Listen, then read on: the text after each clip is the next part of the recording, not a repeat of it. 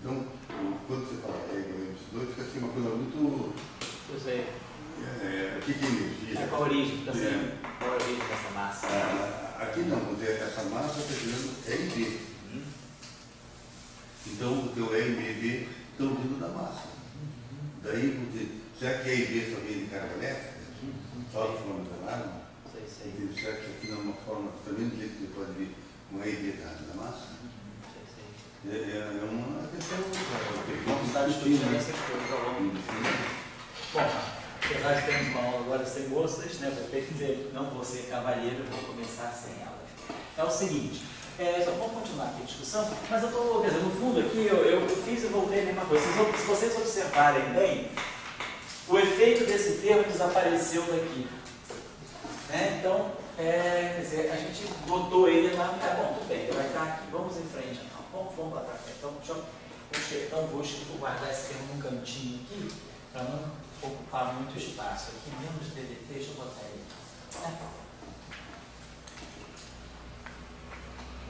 Menos sobre 0, DDT, do FIA. Só para lembrar. Bom, então vamos fazer o seguinte, o que nós temos que trabalhar são esses termos aqui. Esse termo aqui a gente substitui, vamos trabalhar esses termos que ficaram aqui. Então, olha só, esse termo aqui dá um rotacional de B, vetorial B. Vamos ver como é que a gente pode escrever esse termo melhor. Vou usar esse quadro aqui para fazer os cálculos auxiliares. E vamos botando lá as respostas finais.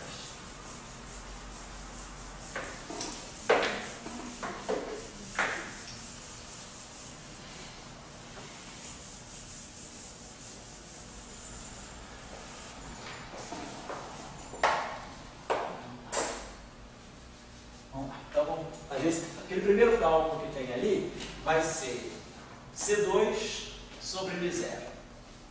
Aí vamos ter rotacional de B, vetorial B. Vamos ver como é que eu posso mexer com esse termo aqui. Rotacional de B, vetorial B. Então, o produto vetorial, ele vai ser, isso aqui é um vetor. Então, no final do dia, isso aqui vai ser um epsilon e JK. Aí nós vamos ter a Jésima componente do rotacional, que é epsilon, J, MN, BN, BN. Isso aqui é o rotacional de B, componente J, e o B, componente K. Certo? Então, isso é o que está escrito lá. Rotacional de B, vetor B, componente I. Eu estou usando, então, a definição de produto vetorial e usando a definição de rotacional em termos dos certo. Então, agora, esse produto aqui, de epsilon, eu vou fazer o seguinte, botar esse J, trocar o K com o J. E aí aqui vai no sinal menos. Mas agora a gente sabe que epsilon e K J, epsilon J, MN, isso aqui vai ficar menos delta de IN, delta de KN, menos delta de IN, delta de KN. E multiplica dN, dN, dK. Então, o primeiro termo dá o delta de IN, então fica menos DI, o N fica I, e o N fica K. Então, menos DI, dK, dK. É o primeiro termo.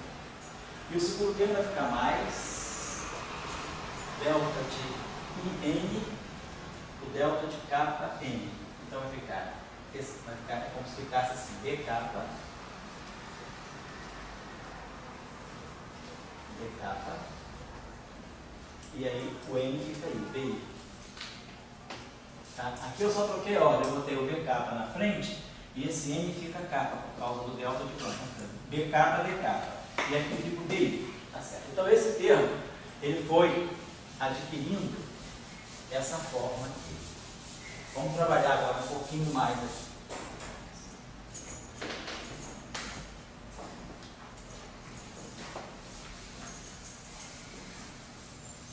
Então, esse termo aqui fica menos DI, DK,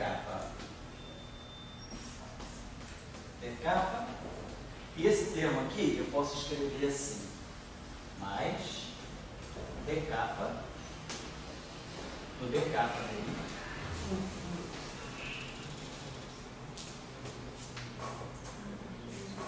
menos d kappa do DI. Isso é isso mesmo. Então eu peguei esse termo aqui, é isso aqui, DI, d kappa, d kappa. E esse termo aqui eu jogo a derivada no todo. E diminuo desse aqui, menos d kappa, DI. Se isso vai dar alguma coisa interessante para nós, ou eu poderia fazer isso aí. Então esse termo aqui está dando, no fundo, esse termo aqui é DI de d kappa ao quadrado, tá legal, isso aí tá uma coisa boa. Esse termo aqui, ficou esse termo aqui, né? Eu substituí por esse aqui. Ah, tá certo. Então esse termo aqui, ó, então, aquele produto lá no fundo é isso aqui. Então vamos escrever aquilo lá. Esse termo que vocês estão observando, isso aqui é DI, isso aqui é menos DI de meio de p kappa ao quadrado. DI de kappa vezes p kappa. Mas isso aqui é o que? Um gradiente. Então esse termo aqui, ele tem a seguinte forma, isso aqui é C2 sobre V0. Então o primeiro termo vai ficar menos gradiente, né? De um meio, eu vou botar DI, vamos botar assim, vamos deixar DI, botar assim, botar assim, DI, botar logo assim, DI. Então ficou menos um meio de C2 sobre V0, b kappa ao quadrado. Esse termo aqui. Esse primeiro termo aqui. Então ficou DI de menos 1 meio de C2 sobre V0 b kappa ao quadrado. Esse primeiro termo aqui. Então, trabalhei ele. Aí esse segundo termo que sobrou aqui, eu reescrevi dessa forma. Essa derivada atuando no todo, porque eu quero ter uma relação de continuidade, eu quero ter a divergência de alguma coisa. E aí eu produzi esse termo aqui. Mas esse termo aqui o que é? Divergência de B. Pelas equações de Maxwell, a divergência de B é zero. Então esse termo aqui é zero pelas equações de Maxwell. Então nós vamos ter esse termo aqui, que vai ser mais C2, pode ficar mais d kappa, C2 sobre V0, b kappa DI. Então, trabalhando o primeiro termo, que é C2 sobre V0, rotacional de B, vetorial B, componente I, né? Então, a gente pode dizer, no fundo, o que eu estou fazendo é isso aqui, ó. Eu estou pegando VDT da iésima componente de I, é tudo isso aqui, componente I. Então, o primeiro termo ficou C2, ficou DI de menos C2 sobre 2μ0 b kappa ao quadrado. Então, é esse termo aqui. Estou fazendo esse termo. E mais b kappa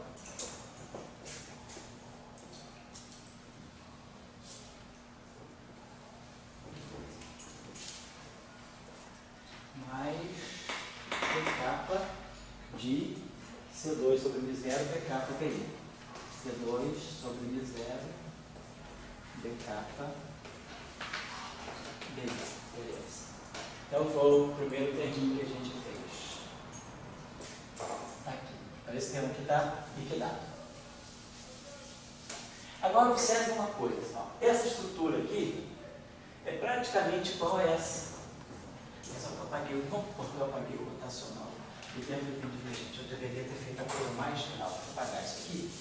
Olha só, todos esses termos têm a mesma estrutura. Campo rotacional do rotacional do campo. Campo rotacional do rotacional do campo. Vamos fazer então a supressão geral e depois a gente particulariza usando as equações de Maxwell. Valeria para qualquer um. Então, se eu tiver essa estrutura, vamos ver, é um cálculo vetorial normal. Esquece que eu falei campo eletromagnético. Se eu tivesse essa estrutura assim, um campo, vamos chamar aqui um campo F, vetorial rotacional de F. É isso que nós estamos fazendo.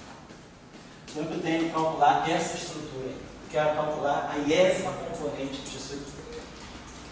Eu quero calcular a componente I desse objeto. Foi o que eu fiz lá. Então, isso aqui é a iésima componente do produto vetorial. Então, isso aqui é epsilon I J kappa. Aí eu vou pegar a Jésima componente do F e a kappaésima componente do rotacional, que é epsilon kappa Nn derivada a componente Xn da componente Fn. Estou só usando as definições. E aí agora a gente vai trabalhar o epsilon. Epsilon I J kappa. Epsilon kappa Nn é delta de In, delta de Jn, menos delta de N, delta de Jn. Atuando em Fj, Dn, Fn. Então vamos lá. Delta de In. Então o N vai virar I. Então vou ter, e o J vai virar, então vai ficar Fj, o N fica I, DI, e o N fica J. E o segundo termo vai ficar menos, o J fica M, então fica menos Fm, Dm, o J fica M. Ou fica FJ, DJ, não importa. Mas esses dois índices têm que ser contraídos. E o N fica I.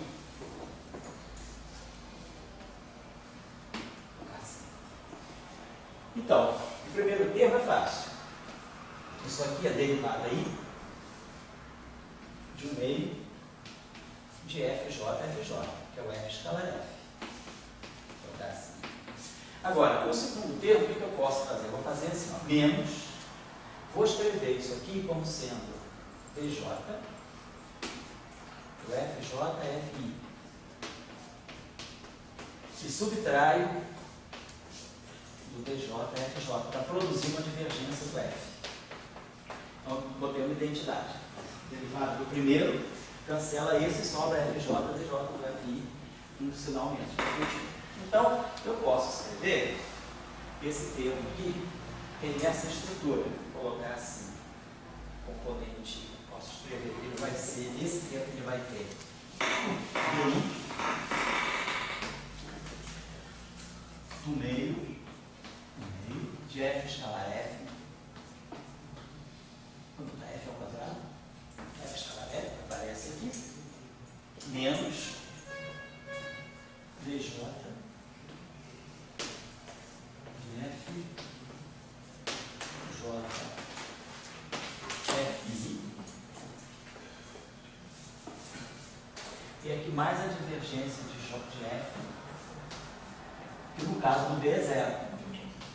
Divergência de F vezes a componente I do campo F.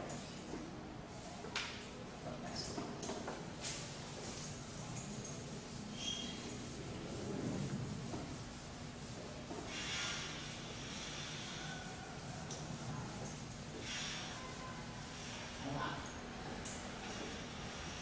Bom, então, lá no primeiro termo, que era, acho que era D, rotacional de D, alguma coisa assim, produzimos aquilo lá, produzimos lá, F2, que tinha um sinal oposto, o divergente de B era zero e sobrava esse termo. Vamos aplicar agora essa expressão para o A. Né? Então, eu vou ter C2 psi sobre zero, mais C2 psi. Desculpa ter que fazer essa chatura, mas fazer isso uma vez só. Acho quase uma humilhação para vocês terem que ficar nessa coisa no quadro. Eu estou só colocando porque se alguém tiver alguma dúvida, é uma coisa só que é manipulação. Né? Tem no Jackson, inclusive, só que no Jackson está para Marcos foi puro. Estou colocando esse terminho. No capítulo do Jackson você vai encontrar isso. Não, usando esse imposto aqui. Ah, com esse zero, isso aí? Isso aí, cara, isso você pode encontrar em algum livro de cálculo tensorial. Mas se vocês precisarem, quiserem, eu dou depois um apêndice para vocês sobre isso. Se você tiver dúvida, não tem problema. Quem quiser do mar. Usando o Maxwell puro, a gente encosta mais com. Eu prefiro fazer isso aí sem usar aquelas expressões de rotacional, de gradiente. A gente pode sempre fazer isso aí. Sempre melhor. Isso aí resolve todos os casos. Eu achei que é mais fácil. Eu não conhecia um. Ninguém conhece, não tem no livro. Vamos lá então, mas eu atendo vocês. Se vocês quiserem, a gente marca um horário para tirar essas dúvidas específicas. Agora, eu posso dar um livro de cálculo tensorial, algum livro de cálculo tensorial. Acho que tem essa com que se?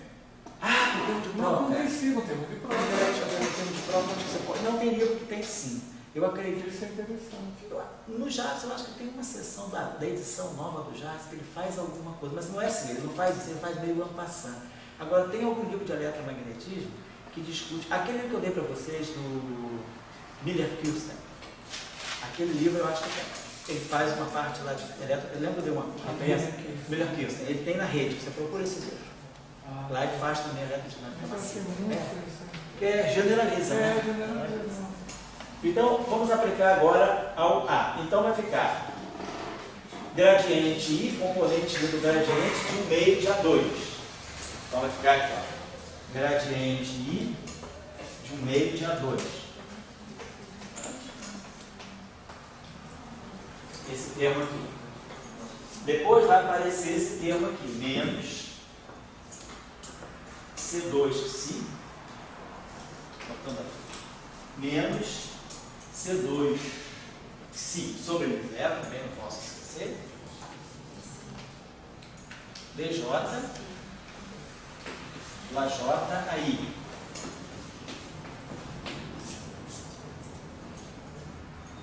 E menos, mais agora, C2 psi sobre zero, né? Tem um zero, C2 psi sobre zero vai ficar divergente do A.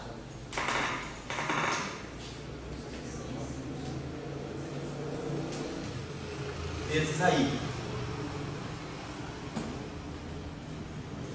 Então foi o que eu fiz agora. Esse termo aqui, o M0 está certo, vai ficar menos C2J vetorial B. Isso aqui.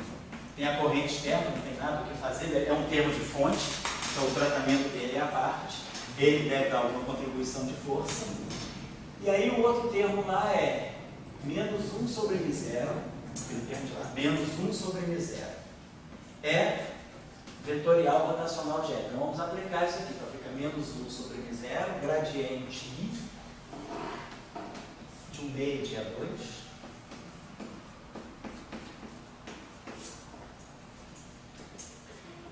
Menos, ele tem um sinal menos, né?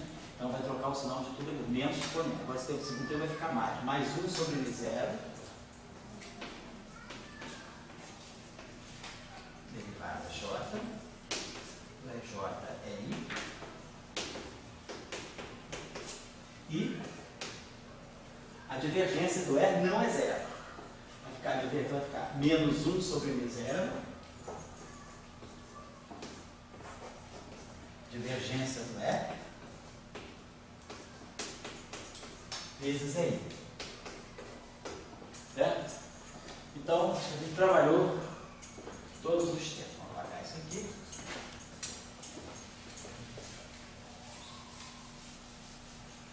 Vou deixar isso aqui, que isso aqui vai ser importante para nós. Isso aqui saiu, isso aqui era essa identidade aqui, acabou?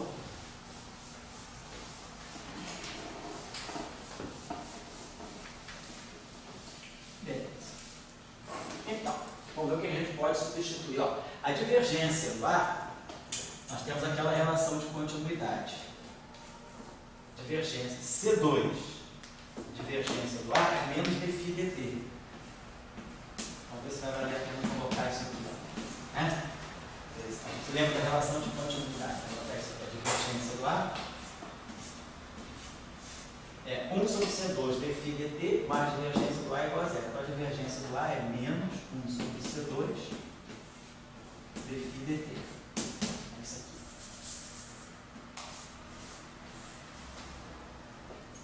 E aqui a divergência do B. Divergência do E, perdão. Divergência do é, vamos usar. Porque olha só, esse termo está tudo com a derivada por fora. Esse termo está sujeito a uma derivada, esse termo está sujeito a uma derivada, esse termo está sujeito a uma derivada, esse termo está sujeito a uma derivada, esse termo aqui está sujeito a uma derivada, esse está sujeito a uma derivada, agora esse aqui não está. Então vamos lá. Divergente de E. Então, pelas equações de Maxwell, divergente de E é igual a menos si φ mais ρ sobre epsilon zero. Estão lembrados, né? Divergência de E mais si φ igual a ρ sobre epsilon zero. Então, a divergência de E é menos si φ mais ρ sobre epsilon zero. Então, esse divergente de E. Então, esse termo todo aqui, vamos fazer assim, vamos incorporar logo esse não menos. Então, esse terminho aqui, ele vai ser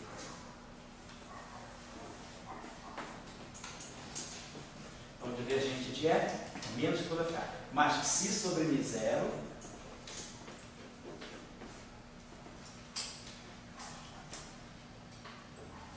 φ é I, certo? Menos, né? Tem um menos daí com menos daí, vai ficar mais que si sobre mi zero φ vezes aquele aí, e vai ficar o ρ sobre epsilon, vai ficar menos ρ sobre mi zero epsilon zero,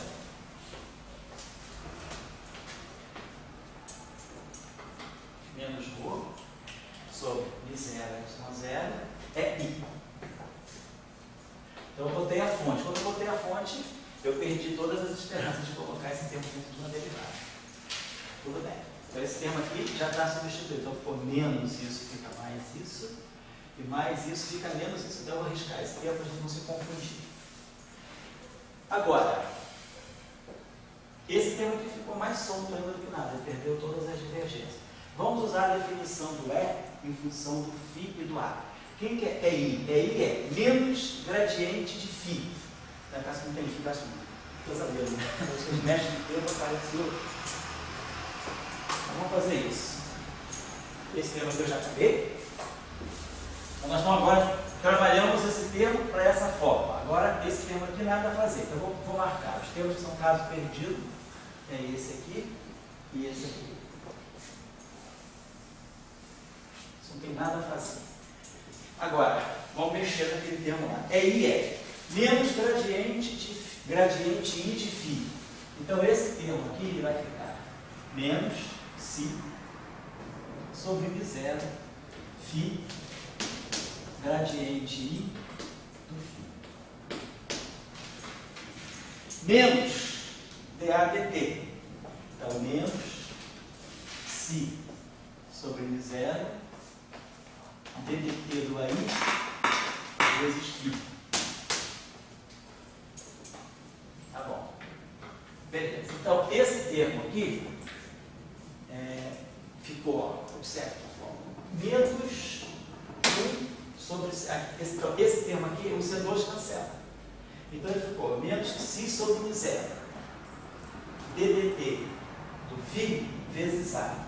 E esse aqui, menos si sobre zero, ddt do A vezes φ. Então, esses dois termos se juntam numa derivada do produto. Certo? Então, eu vou fazer o seguinte, o que é mais... Para quem está copiando, o que é mais fácil eu fazer? É mais fácil eu apagar esse termo aqui. Esse aqui eu já dei sumiço. Esse aqui não tem nada a fazer. Esse termo aqui, eu vou fazer o seguinte, eu vou juntar. Então, desse termo aqui, sai esse pedaço aqui, ó. Menos si sobre zero, ddt do A vezes φ.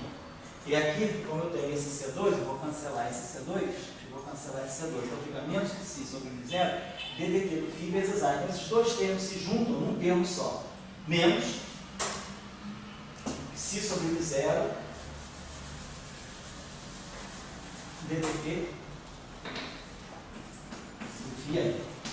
Então esse termo já recupera a forma da equação de continuidade, depois desses malabarismos. Então esse termo aqui sumiu e se incorporou aquele termo que estava lá.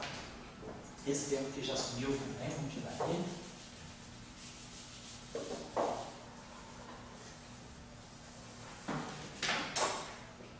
E esse termo aqui ficou. Eu não posso dizer, agora tem esse terminho aqui.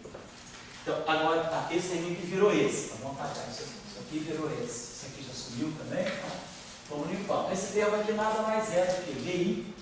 Então esse termo aqui é um termo adicional que vai estar dando para nós menos Xi sobre μ0 gradiente I de 1/2 de φ ao quadrado. Isso. E aí eu acho que a gente resolveu os nossos problemas.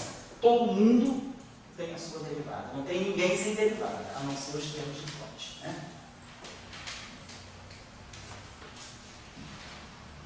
Então, peraí, vou deixar os termos de fonte separados, então vamos começar a juntar tudo agora.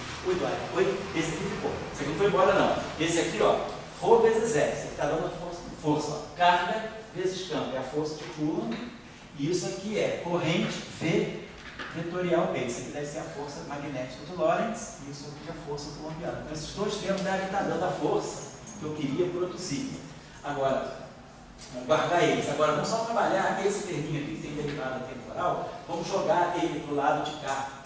Então, esse termo aqui atravessa, vem para cá e cancela esse.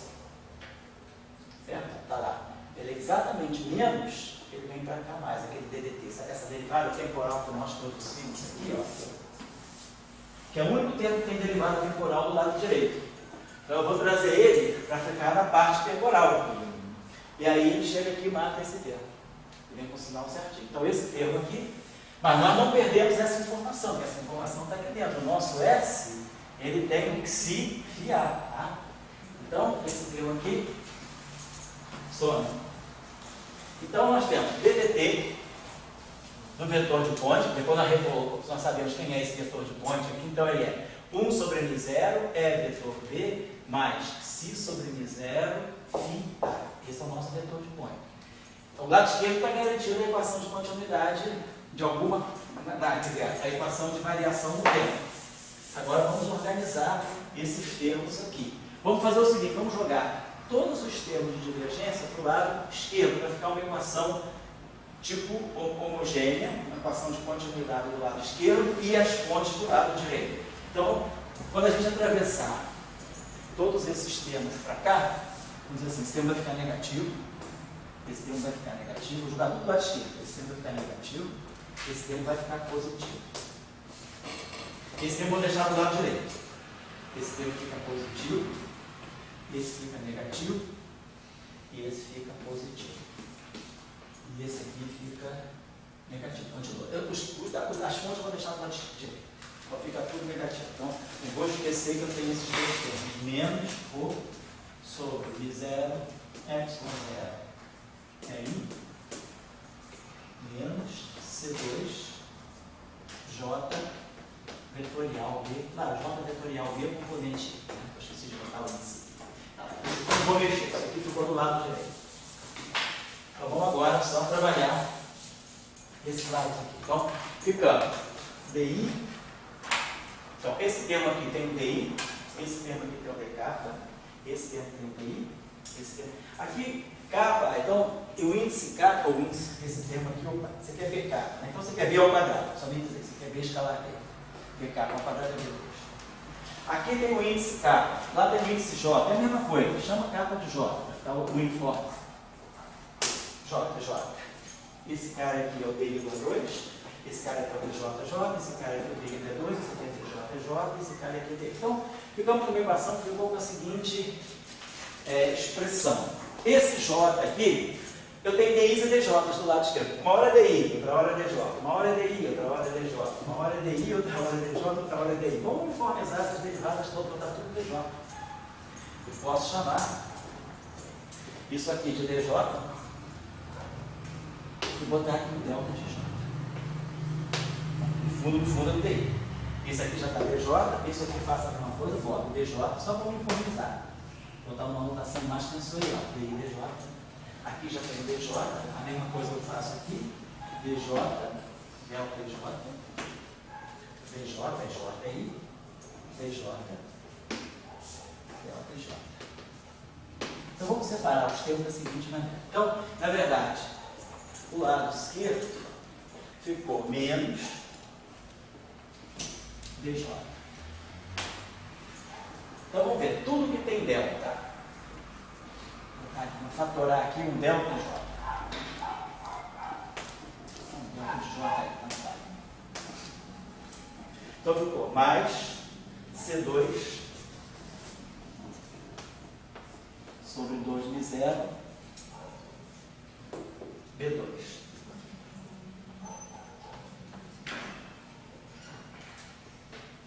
Isso aqui tem delta. Vou pegar o cara que tem menos. Esse aqui ficou mais, ficou menos. Botei o menos em evidência, né? Então ficou mais. Vou fazer o seguinte, vou botar mais aqui em evidência, vou botar mais. Vai ficar a equação típica de continuar, botar mais aqui e botar esse menos aqui. Não, aqui é menos. Então ficou mais, tá certo. Não. Eu tinha posto. Então aqui é menos, ficou mais, tá certo.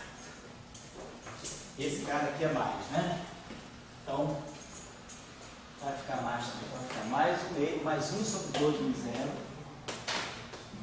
1 sobre 2μ0 é 2. Vou só apagando os termos que eu já fiz. Então, esse termo aqui ficou mais. Esse termo aqui é 2. Ficou mais, tá certo. Agora eu vou pegar os termos que tem quadrado do φ.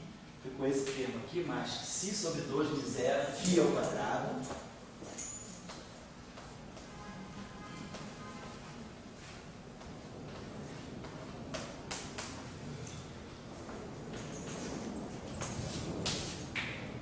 E aí depois o termo que tem A. Ficou menos C2 sobre 2μ0. Menos C2 sobre 2μ0 A2. Então isso tudo aqui está multiplicando o meu delta de crônico.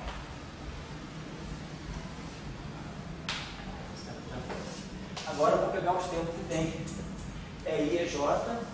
Então temos esse termo aqui, que vem com o sinal menos, menos C2 sobre μ0 DJI.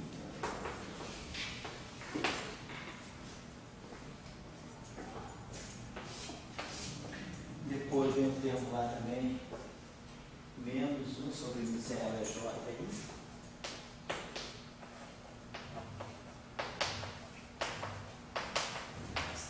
Já foi. E o termo do A, que é mais C2 sobre μ0.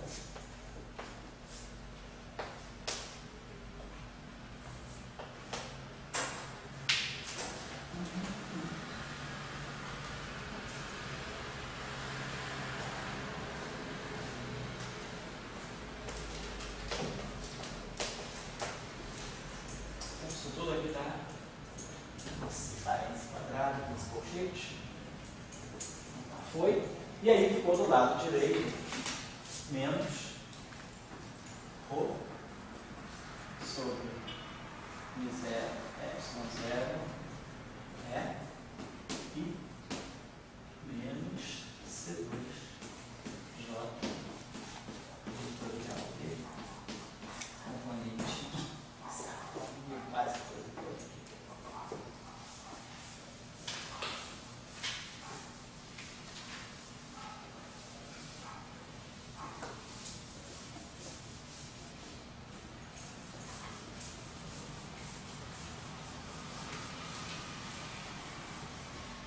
Bom, então vamos lá.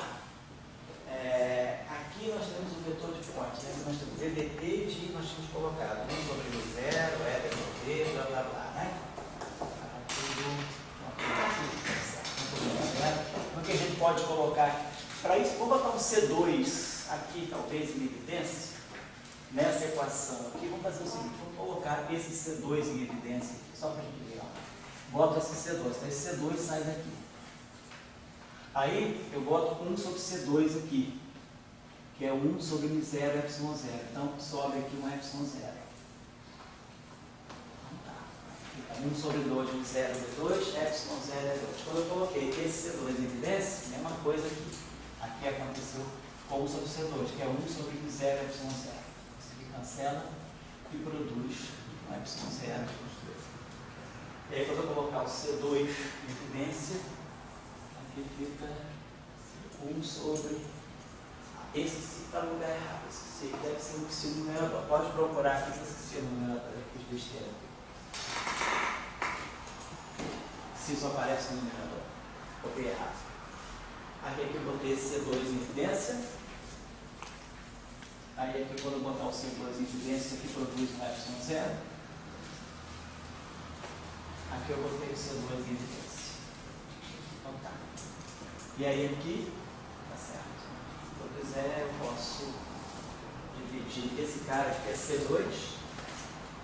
1 sobre 0 é C2. Então eu posso botar aqui menos C2.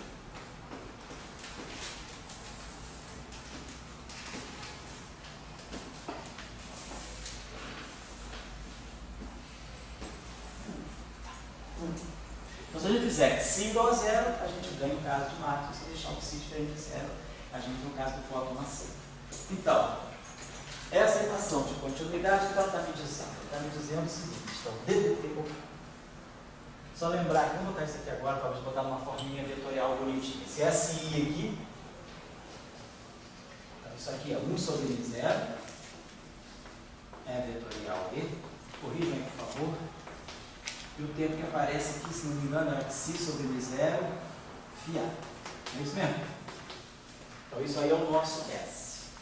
Então vamos colocar essa equação de forma vetorial. Então isso aqui é a componente I, então isso aqui é o vetor.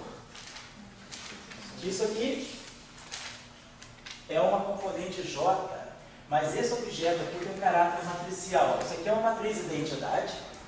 Então, se você for olhar, se eu for escrever essa matriz 3×3, essa matriz tem 3 elementos na diagonal, né? Tem delta 1, 1, delta 2, 2, delta 3, 3, e tem esses elementos fora da diagonal.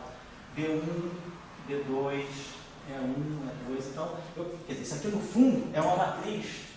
Tudo isso que está aqui é uma matriz 3×3. Tradicionalmente a gente pode chamar de um teta. Vamos chamar isso aqui de um teta JI. Impressão que no Jackson usa essa mesma notação. O T, eu acho que ele usa um T. Tensor. Isso aqui é um T. JI. E isso aqui é um DJ de um TJI. Então, essa notação, claro, isso aqui no fundo, no final do dia, isso aqui é um vetor.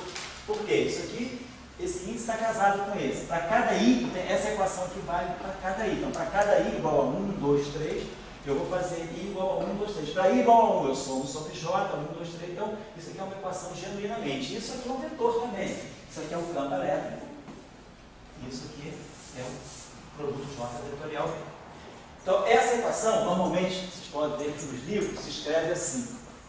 Quando a gente tem, isso aqui é uma matriz simétrica, vocês podem observar que TJI é igual a TJ. Se eu trocar I com J, nada acontece. Delta de J, delta de JI. BJ, BI, BI, BJ. EJ, I, EI, EJ. JI, EI, EJ. Então, essa matriz é uma matriz simétrica 3×3. Essa aqui é uma matriz simétrica 3×3. Então, eu posso escrever essa equação da seguinte maneira. DDT do vetor de Poynting, a variação da densidade de momento transportado pela radiação com o tempo, mais. Geralmente se usa essa notação, divergência, que isso aqui não deixa de ser uma divergência. É a derivada J de uma coisa J, e contrário, DJ de TJ, mas sobra o índice. Então, normalmente na literatura, o pessoal chama esse objeto que é TJI, tem dois índices, chama de um. Tem gente que chama isso aqui de uma flecha dupla, né? Para indicar que é um tensor. Então, isso aqui, quer dizer, quando a gente tiver uma notação desse tipo, a gente lê isso aqui desse modo. Isso aqui é para ser lido desse modo. Derivada no índice. Esse cara que tem duas flechas é para indicar que é um vetor duplo. Então, ele tem dois índices vetoriais. Que é para ler isso dessa forma. É uma forma condensada. Não você pode falar, tensor JI, é escrever uma matriz. Tá? Tá? E do lado direito, e aqui tem o C2. Então vamos incorporar o C2 aqui dentro. Divergência de C2. T. Isso tudo que faz o papel de grandeza única. Bota só incorpora esse C2 para ficar uma divergência. E aqui do lado direito eu tenho menos 1 sobre C2. Então eu posso fazer o seguinte, eu posso botar aqui 1 sobre C2 aqui. Tiro C2 aqui. Menos.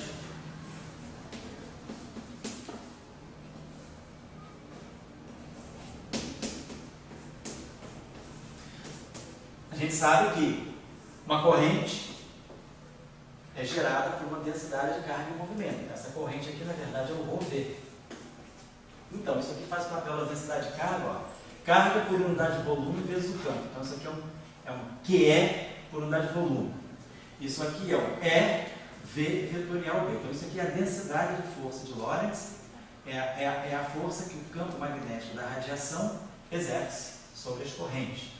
Se eu tiver um sistema de carga dessa corrente, jogo uma radiação, né, jogo um campo, ele produz essa força, e essa força aqui é a força de interação coulombiana.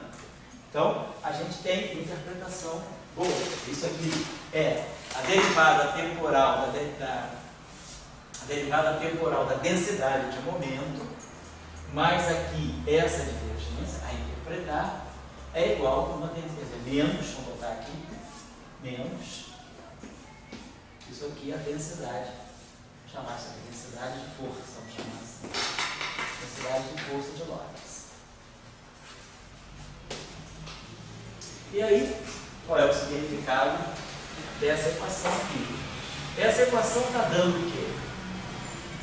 Ela está tirando a divergência de um objeto PJI. Então, ela está medindo, o que é divergência média? A divergência média é a parte longitudinal. Então, essa expressão aqui, ela tem uma interpretação de que alguma coisa, eu estou medindo esse tensor na direção, na direção dos um dos eixos. Então, eu vou pegar aqui dx, se eu pegar, por exemplo, I igual a 1, I igual a x.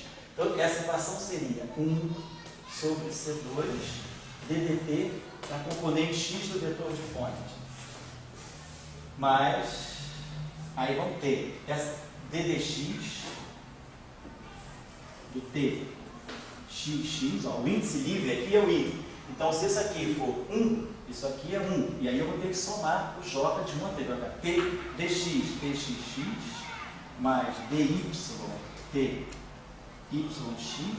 mais dz, tzx. Isso aqui é essa equação escrita para a componente x. Essa é uma equação vetorial projetada no eixo x. Vamos ver. ddt do sx. E aí o índice livre é esse aqui. Então isso aqui é o índice x, o índice x, o índice x. Mas eu tenho uma soma em j de 1 a 3. Então xx, y, zz. Uma equação só. E do lado direito eu vou ter menos a força de Lorentz, componente x. Então é a versão x dessa equação. E aí o que a gente observa aqui? Esse objeto aqui eu estou fazendo, tenho esse vetor, isso aqui, então eu tenho um objeto de 2 índices. Então isso aqui está pegando uma componente, 2 componentes ao longo do eixo do x. Isso aqui, uma componente ao longo, está projetada no eixo do x e nos eixos dos y. Então isso aqui está no plano yx. E isso aqui está no plano zx. E esse cara aqui, então, esse dx, é como se eu tivesse uma divergência. Ele está medindo, né, o fluxo ao longo dessa componente x desse plano. Aqui é uma coisa só. Mas aqui, se eu estou no plano yx, é como se eu estivesse fazendo uma força, né? Por exemplo, eu tenho o plano y, tem uma componente projetada ao longo do y e ao longo do x, e eu estou vendo isso aqui ao longo da componente yx. Então, isso aqui deve criar, na verdade, vai me dar um transporte, assim, isso aqui me dá um momento capa y, isso aqui vai estar projetado ao longo do eixo que é perpendicular, do plano que é perpendicular a esse, quer dizer, um plano que tem o eixo z. Então, esse tensor aqui é o tensor das tensões. Quer dizer, a radiação, à medida que ela se propaga, se a gente pensar num elemento de volume cúbico, por exemplo, a radiação ela se propaga, se expande e ela exerce pressões, tensões sobre as superfícies, né, desse volume que eu vou colocar no espaço-tempo. Então, esse tensor aqui, a interpretação dele é chamada de stress tensor, tensor de tensões. Então, ele está associado com, por exemplo, se vocês quiserem estudar aqui em cosmologia, né, fluidos perfeitos, vocês fazem suposição lá de quem é a forma do teu sensor de energia, se é poeira, né? Se é gás ideal. Então, esse tensor aqui é o tensor, é a parte espacial daquilo que nós chamamos de tensor de energia-momento, na relatividade geral, na teoria de campos relativista qualquer. Nós vamos ver depois, quando a gente está, a relatividade no espaço de Minkowski, que refizemos, o eletromagnetismo no espaço de Minkowski, que tudo isso está codificado em operação única através de um tensor, que a gente vai chamar de TMI, que é o tensor de energia-momento. Essa lei de conservação engloba tudo. Tudo que eu fiz hoje está contido num único objeto. O melhor lugar que eu acho para ler uma boa interpretação física desse stress tensor e relacionar o tensor de tensões a distribuir, por exemplo, com um tipo de fluidos, né? Tensor de tensões para fluidos distintos. Fluido incompressível, fluido perfeito, gás ideal, poeira. É o livro do Landau, aquele livro do Landau Lifshitz, que é, acho que em português, a teoria do campo, em inglês é Theory of Field.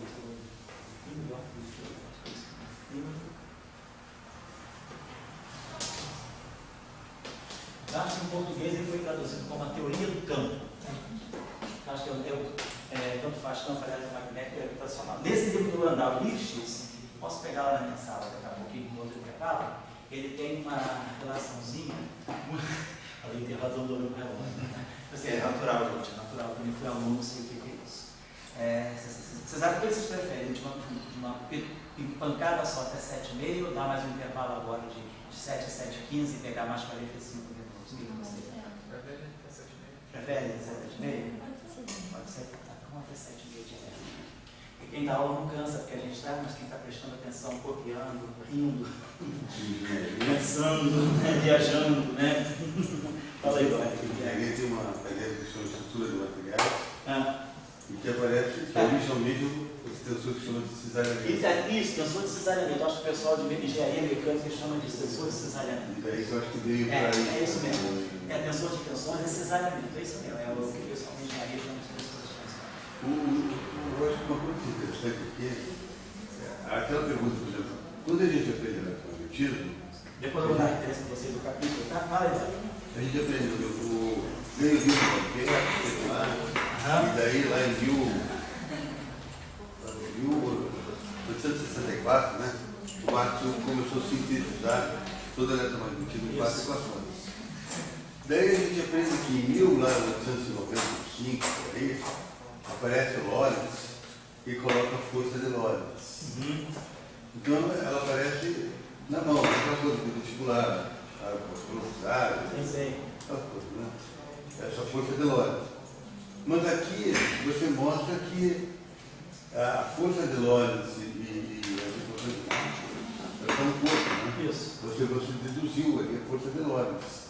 Quer dizer, no fundo você fez uma força, fórmula de Newton, né? Isso. E você criou a força de Lorentz, deduziu a força de Lorentz. O que a gente está querendo dizer é isso. Se você tem um campo, suponha que você tem um campo qualquer. Cara, te dá um campo. Vou deixar um exercício depois, uma tarefa para vocês, bem maluca aí. Mas vamos dizer que eu pego um campo. Vamos pegar o protótipo do campo. Quando a gente pensa no campo, todo mundo pensa no campo escalar de Klein-Bott, aquele campo, né? Que satisfaz a todos os requisitos para ser um bom exercício. Então vamos fazer o seguinte, vamos pegar, já vou chegar lá, vai. Vou deixar isso aqui que fica de inspiração aí, um exercício mais complicadinho que eu vou deixar. Suponha que eu pego uma equação de onda para um campo escalar, né? Equação para o campo de Klein-Bott. Mesmo sem massa. Então eu tenho 1 sobre C2 dp2 menos Laplaciano atuando em φ igual a uma certa fonte, J. Isso aqui é um campo escalar, então a fonte dele pode ser um vetor, pode ser um escalar. Então, por exemplo, então isso aqui é o D'Alembertiano, essa equação está aqui. D'Alembertiano de J, de φ igual a J. Então eu tenho uma fonte gerando no campo. Tá? Vou pegar o campo dinâmico, tá? Pegar o campo dinâmico. Vou pegar. Oi? Não, esse aqui é a inspiração para a tarefa. A tarefa eu vou deixar depois desse. Esse está muito simples para ser tarefa. Isso aí é só para botar água na boca. Então, bom, D'Alembertiano de φ igual a J. Até pelo do Paraná, o pessoal do Paraná pediu para dar uma inspiração para um exercício desse, que está no curso do ano passado, o pessoal está lá assistindo o curso de elétrica do semestre passado, e eu deixei isso como tarefa do semestre passado. Aí eles pediram uma inspiração, eu vou fazer agora, eu falei para eles que eu ia colocar na aula de hoje, e aí para vocês eu boto uma coisa mais complicada. Então vamos lá, cariocas, né? Os cariocas merecem sofrer lá, né? Não deixa os paranaenses lá em Londrina, quietinho, cidade calma, cada ano de fio igual a joia. Beleza. Então, Dória falou, vamos fazer o seguinte, vamos tentar primeiro de tudo ver como é que eu tiro uma força daí.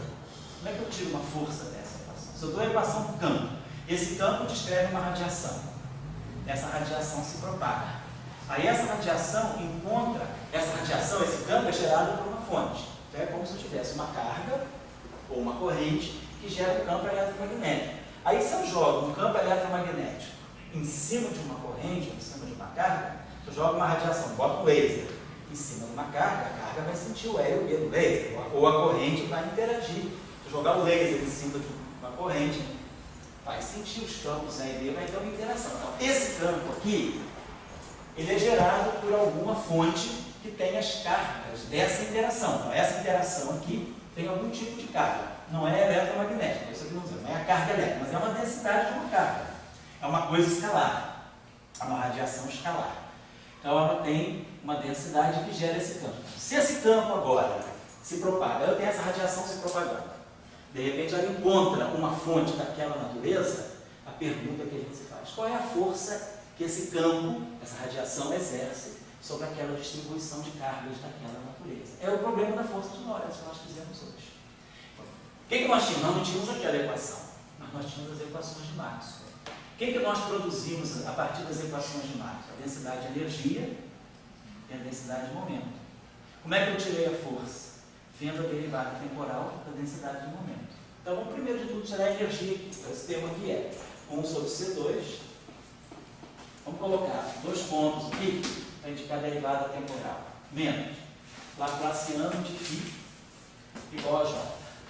Como é que eu posso produzir energia? Energia é o quê? É derivada temporal de velocidade ao quadrado. Então eu preciso botar uma velocidade aqui. Então multiplica essa equação por φ ponto.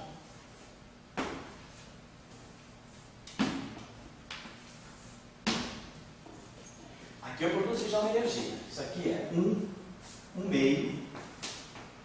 Isso aqui é ddt de 1 sobre 2C2 φ ponto ao quadrado. Se eu derivar esse termo, é exatamente isso. Então já produzi uma densidade de energia. Aqui eu tenho menos φ ponto Laplaciano de φ, que é divergência. Vou botar dI do φ. Isso aqui é o Laplaciano, dI. Derivada em x, derivada em x, derivada em y, derivada em 1, derivada em z, derivada em z.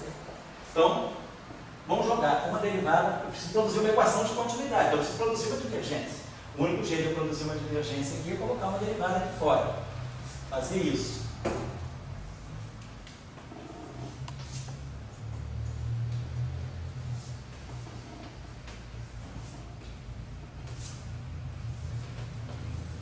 Qual? Apliquei uma identidade. A derivada do primeiro termo, esse termo aqui derivado cancela esse.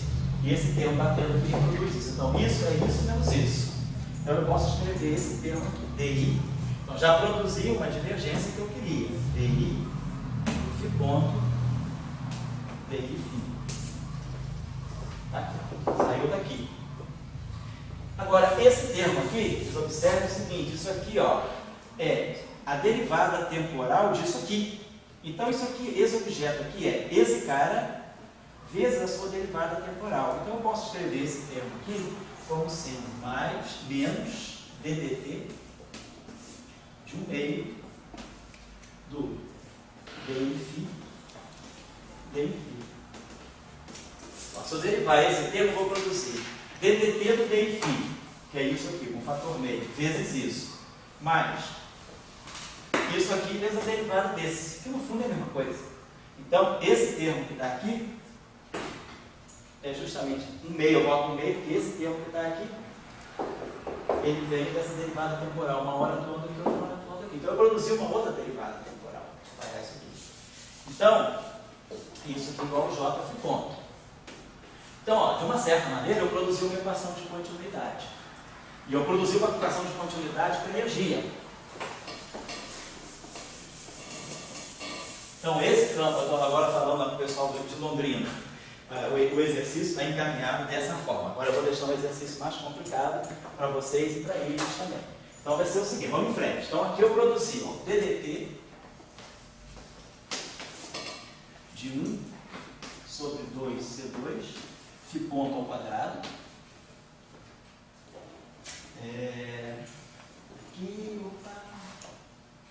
Aqui tinha menos, né? Então aqui vai ficar aparecendo o sinal mais, perdão, tá? Porque isso aqui era menos Laplaciano. Então eu tenho menos esse. Aí ficou, já fiz confusão aqui, estava assim, menos φ, DI, φ, eu acho que fica mais, né? Então eu botei esse termo que é menos DI do φ, mais DI φ, né?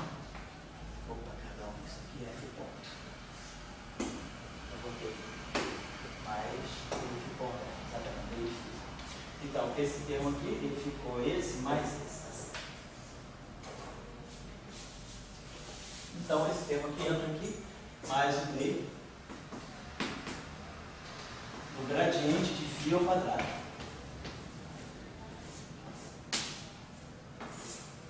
Então, nós produzimos uma energia. Uma parte da energia vem da energia cinética do campo mesmo, é o campo variando no tempo. A outra coisa, o campo também depende das coordenadas espaciais. Então, o campo também varia no espaço. Então, o quanto o campo varia no espaço, né, a distribuição espacial dele varia, dá um gradiente do campo, que dá uma função de energia. Então, isso aqui é uma energia cinética temporal, e isso aqui é uma energia do tipo gradiente, é uma energia proveniente do fato. Se o campo fosse uniforme, ele teria derivado espacial zero. Mas o campo, ele varia com o tempo e com o espaço, né? Então, ele tem gradientes, né, ao longo da sua distribuição espacial. E isso aí gera uma certa energia para o campo também. Porque se o campo é muito plácido assim, ele não oscila, ele não tem nem onda. Agora, se o mar está agitado, tem várias ondinhas formadas, então o gradiente começa, o gradiente da superfície, né, começa a dar energia devido à variação espacial. Então isso aqui é a energia, vamos dizer, cinética no sentido do tempo, e isso aqui é a energia cinética no sentido do gradiente, chamar de energia de gradiente do campo. Então, de qualquer maneira, é uma equação de derivada temporal, e agora vamos pegar aqui a derivada espacial. Então agora aqui você vai produzir mais a divergência desse vetor S. E isso aqui é igual a J φ ponto. Esse S aqui é menos φ ponto, derivada espacial do campo, derivada temporal do campo gradiente do φ. Então isso aí é o momento transportado. Se eu tivesse um campo escalar, esse campo escalar, ele transporta uma energia. Isso aqui faz o papel da densidade volumétrica de energia do campo. É o E2 mais o D2. E isso aqui faz o papel do vetor de Point. Então, esse carinha aqui é o vetor de Point de um campo escalar. Então, se agora eu quero saber como é que esse campo interage com uma carga, eu vou pensar. Então, suponha que eu vou estudar a variação do momento desse campo em presença de uma fonte. Esse termo aqui é o termo de dissipação. Se eu estiver no vácuo, J é igual a zero. A energia, em um momento, se o Joule se conserva. Se eu estiver fora do vácuo, esse campo aqui tem uma energia devido a essa interação. Então, isso aqui é energia devido à interação com a fonte externa. Bom, então, se eu agora faço DDT de menos φ ponto gradiente de φ, então agora computo isso aqui. Então vai ficar menos φ2 pontos. Então computo isso aqui. Isso aqui, essa equação vai ter que ser completada. Aí eu não vou fazer o exercício. Essa equação, vocês vão ter que usar a equação de campo. Então, eu sei que esse φ satisfaz a essa equação, da lambertiana de φ igual a J. Então, a hora que essa derivada temporal bater aqui, eu vou produzir um φ2 pontos. Eu relaciono com a equação de campo. Então, essa equação, ela vai ter que ter a mesma estrutura. Ela vai ter aqui, isso aqui vai dar do lado direito algo desse tipo.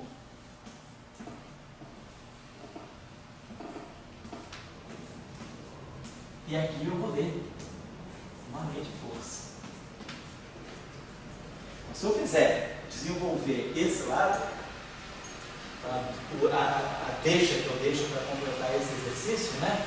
Como a gente fez no caso do vetor de point. Tira a derivada temporal do vetor de point, que é a variação do momento, da densidade de momento do campo. Trabalhando isso aqui e usando as equações de campo e fazendo aqueles malabarismos de divergência, gradiente, eu reconduzo essa equação a essa forma aqui.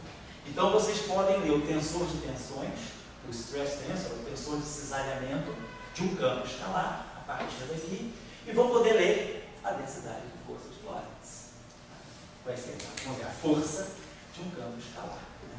Que essa força deve aparecer. Se vocês fizerem o cálculo, vamos imaginar o que apareceu no caso de Maxwell. Apareceu a densidade vezes o campo elétrico e a corrente vezes o campo magnético. Isso aqui é no caso de Maxwell, só fazendo uma projeção mental, depois vocês vão verificar o cálculo explícito. No caso do campo escalar,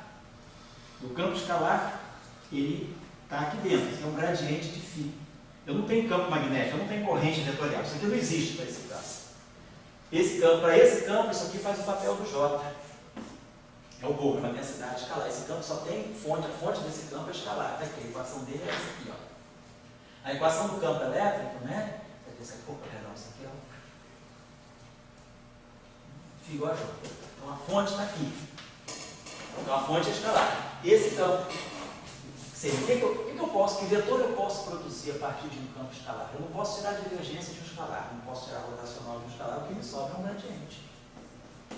Então provavelmente essa densidade de força, ela vai ser dada pelo acoplamento da fonte externa, da densidade de carga externa, com o gradiente do campo. O gradiente do campo deve estar fazendo o papel daquilo que vocês façam esse cálculo, que deve ter uma dica nesse sentido. Então, a densidade, quer dizer, então, quando uma radiação escalar, ela atinge uma carga, um tipo de fonte que gera essa radiação, a interação dela produz esse tipo de densidade de força.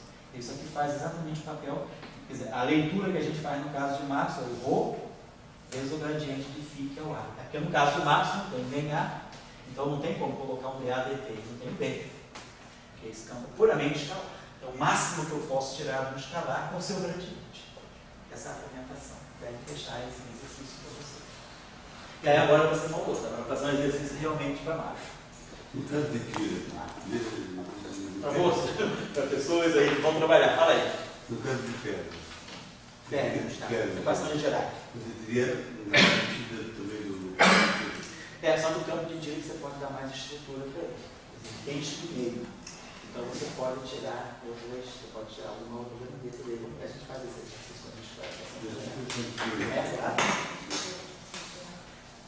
Vamos lá, vou botar aqui para vocês. Fazer o seguinte, agora vai ser a tarefa, né? Esse exercício aí, que ficou como tarefa no curso passado, ele serve como inspiração para vocês. Vocês completam. A tarefinha é completar esse exercício, chegar à equação de força. Agora eu vou dar um outro exercício que é o seguinte.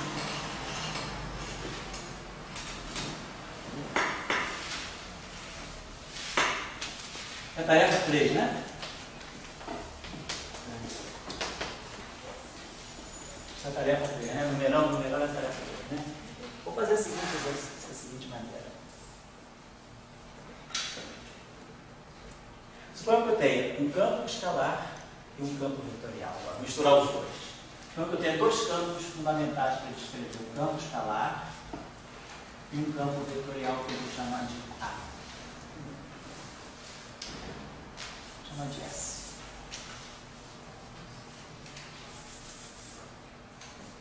Estou usando para vetor de point, né? Chamamos só de W. Então suponha que eu tenho esses dois campos aqui. Tem dois campos que estão em interação. É um sistema que é descrito por dois campos. Vou colocar dessa forma.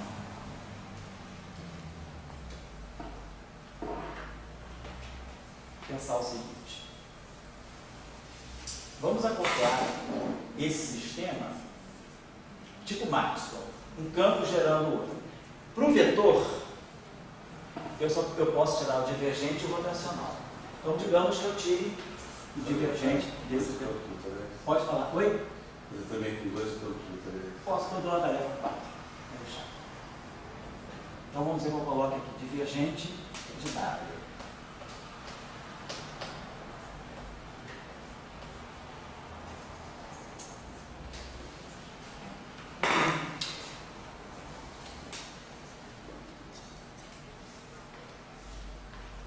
Poderia colocar uma densidade, tá? Vamos pensar aqui uma coisinha só. De qualquer maneira, eu tenho que fazer isso aqui frente ao rotacional de W.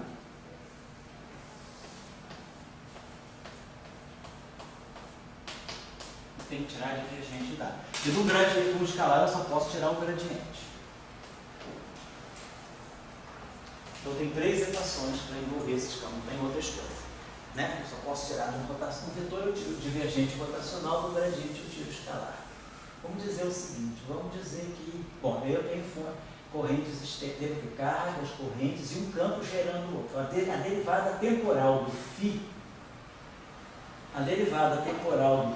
ela não pode gerar o rotacional de V, porque o φ é um escalar. Então, se eu tirar a derivada temporal de um escalar, a derivada temporal de um escalar continua sendo um escalar. Então, ela só pode ser fonte para divergência do W. Então, vamos dizer que eu coloco aqui. Vamos colocar parâmetros, depois a gente vai ter que ajustar. Digamos que eu coloco um parâmetro alfa e aqui eu coloco dφ/dt. Vamos montar o exercício dessa forma. Então, eu tenho 2 campos. De um campo vetorial, eu posso tirar divergência e rotacional. Então, eu tenho que ter uma fonte para divergência e uma fonte para rotacional. De um campo escalar, eu só posso tirar o gradiente. Então, tem que ter isso aqui.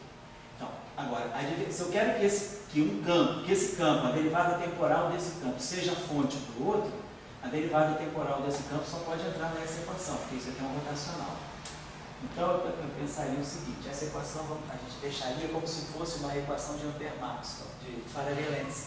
Seria a lei de Faraday-Lenz para esse campo.